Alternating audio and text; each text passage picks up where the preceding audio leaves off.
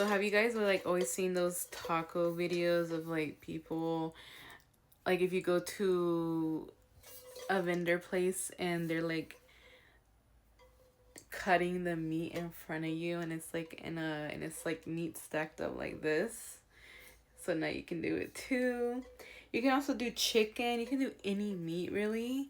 And right here has a silicone thing, which is very nice. So because it'll be sharp to put the meat on here.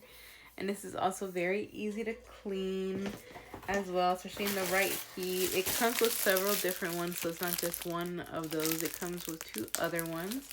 And I also like how it comes with two different silicone brushes, which is very nice. Like if you want to brush barbecue sauce or any of the seasonings that you make on it while it's cooking throughout, especially if you have it on near a fire and not the oven, that's also very nice. So I can really do recommend this. It's like a nice experience with the family, and like I always enjoy finding new ways to cook my food because I enjoy cooking. So this is something I really look forward to trying out.